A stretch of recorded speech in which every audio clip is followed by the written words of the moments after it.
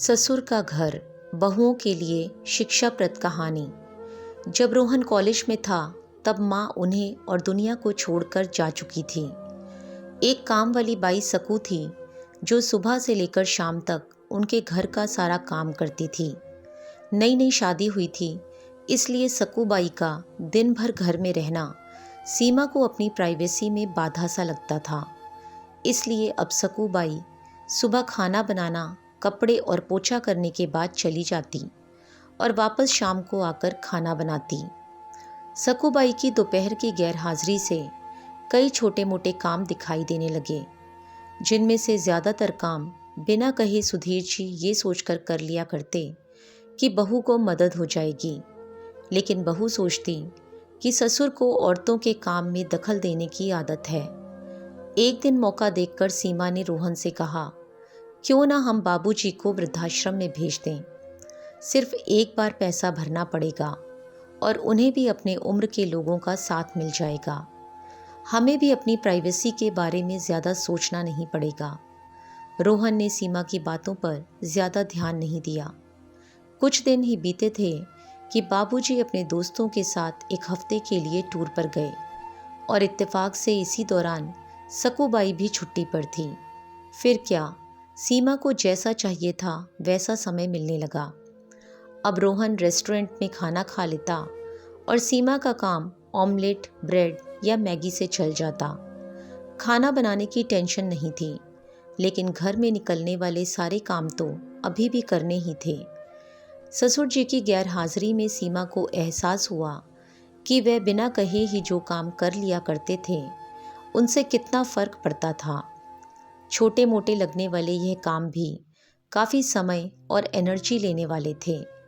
कुछ दिन बीतने के बाद एक दिन रोहन सीमा को कहता है, चलो आज कहीं बाहर घूम कर आते हैं। सीमा बड़ी खुशी खुशी सज धज कर बाहर घूमने के लिए तैयार हो जाती है। रोहन सीमा को अपने घर से 4 किलोमीटर दूर एक चौल में लेकर आता है। एक आदमी रोहन के हाथों में एक चाबी देता है। रोहन उस चाबी को लेकर चौल का एक कमरे का दरवाज़ा खोलता है। कमरा खुलते ही 2 रूम वाले इस छोटे से अंधेरे से भरे घर के अंदर रोहन सीमा को लेकर जाता है और कहता है, कैसा लगा तुम्हें हमारा नया घर।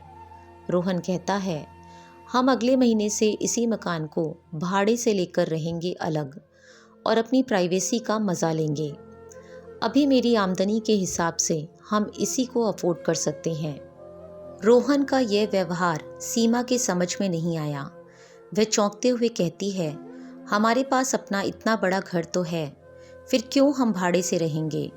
रोहन उसे टोकते हुए कहता है, सोच समझ कर बोला करो, वह घर हमारा नहीं है, वह माँ बाबूजी का है। तुम्हारे पास 1 महीना है सोचने के लिए कि आगे तुम्हें क्या करना है। दोनों वहाँ से वापस अपने घर लौट आते हैं। पूरे रास्ते सीमा के दिमाग में तरह तरह के विचार चल रहे थे। घर पहुंचते ही उसने रोहन से कहा, माना कि यह घर माँ बाबूजी का है, लेकिन क्या हमारा इस पर कोई हक नहीं है।